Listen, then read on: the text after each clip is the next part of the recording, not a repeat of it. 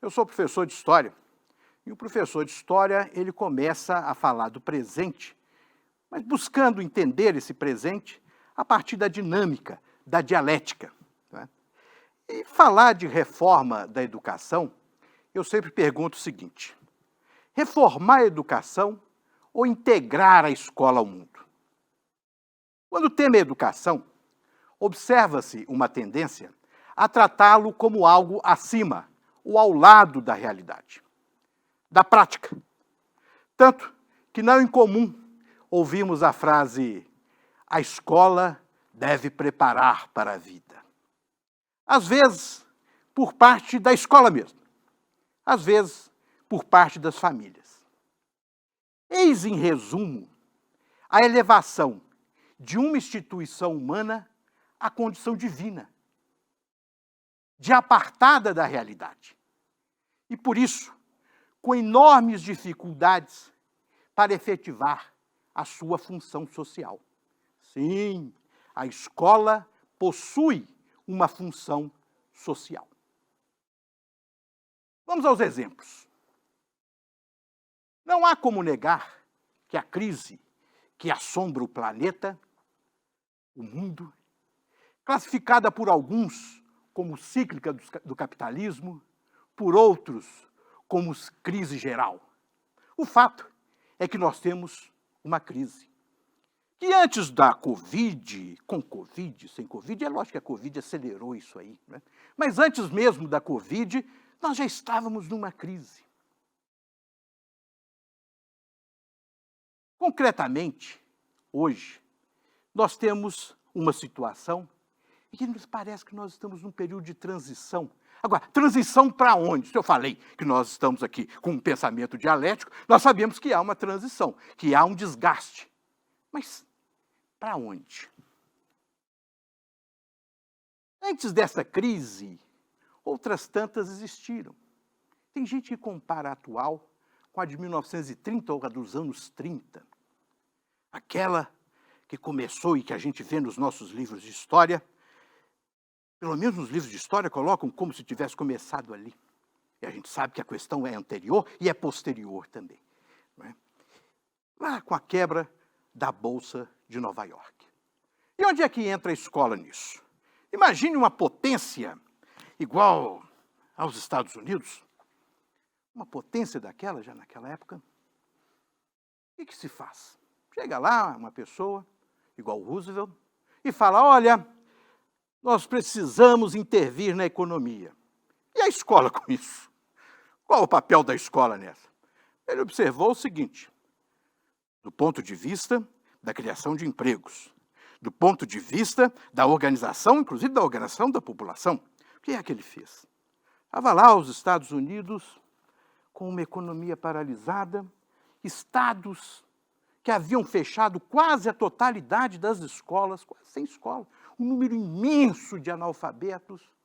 Ele vai, inicia um processo de construção de escolas, de formação de professores, de distribuição de bolsas de estudo para os estudantes. Isso nos Estados Unidos. Ao mesmo tempo, ali na União Soviética, vivia-se também uma situação diferente do ponto de vista da crise, porque eram dois regimes diferentes, mas estava lá o Stalin. Não foi muito diferente a prática que ele adotou, ou que a União Soviética adotou. Construir escolas, formar professores e ver no currículo aquela interação necessária com a vida produtiva. Veja bem, não é preparar para a vida, é parte da vida, é parte da produção. Foi isso que aconteceu. E lá na União Soviética tem um detalhe que sempre me chama a atenção. Chama a atenção muito. É que havia lá, aqui vocês estão vendo na nossa reforma, aí tem essa coisa do itinerário formativo. Muito bem. Lá havia algo semelhante também. Semelhante não é igual. E lá, uma das áreas que se colocava era da aeronáutica. Os alunos, além da sua carga na sala de aula, iam, depois das aulas, para a música, para estudar aeronáutica, para estudar artes. E tempos depois, olha só, quem é que manda o primeiro homem para o espaço que estava estudando numa escola dessa? O Gagarin estava lá. Então vejam bem a importância da educação no seu sentido de integração com a realidade, ou entendendo que é parte da realidade. Aqui no Brasil, lá nos anos 1930, para ser mais exato, em 1942, surge uma primeira reforma da educação, aquela do Gustavo Capanema. A crítica que se faz de imediato é a crítica com relação à valorização, não é, da formação técnica, mas de uma formação técnica voltada para os filhos da classe trabalhadora, enquanto a classe média, porque a classe muito rica a gente sabe que não se educa no Brasil, enquanto a classe média se destinava, não é, à formação daquela formação bacharelesca. Essa é a crítica que se faz. Mas aí foi um primeiro passo, ou foi um passo no sentido de, inclusive, separar a educação daquela mentalidade que a educação para os mais necessitados devia ser uma caridade, qualquer coisa nesse sentido. Mas ela já buscava ali uma formação profissional incompleta, porque usava e ensinava a manusear uma determinada técnica. Não usava criar a técnica. Mas também não passava isso para a classe dominante. Não era assim também.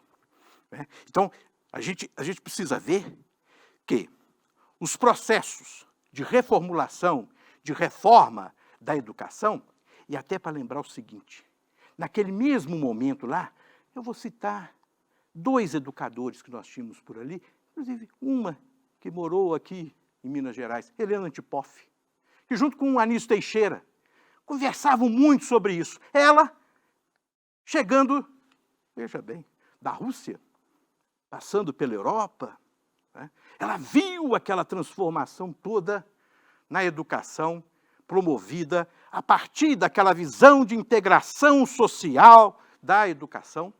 Ela viu isso, ela participou disso. E olha que beleza, ela veio trazer isso para o Brasil. Como é que se fazia isso aqui? Conhecer, né? Chegar e encaixar, né? Ela veio conhecer aquilo e desenvolver. O Anísio Teixeira, ela da Europa. Viveu na Rússia, passou pela Revolução, veio para o Brasil. Ele andou pelos Estados Unidos, conheceu a educação por lá, nesse tempo que eu falei com vocês.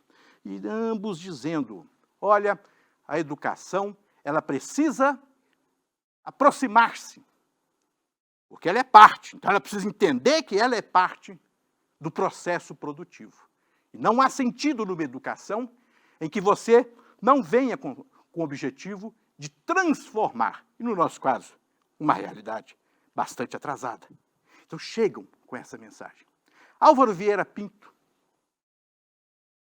Paulo Freire, mas do Álvaro Vieira Pinto, eu nunca esqueço de uma vez que eu li ele dizendo, olha, para construir uma escola que esteja realmente próxima, ou melhor, que esteja a serviço do Brasil, é preciso que os brasileiros a façam. E que exista, para além disso, um processo de transformação, um processo que venha modificar ou romper com o atraso nacional. Romper.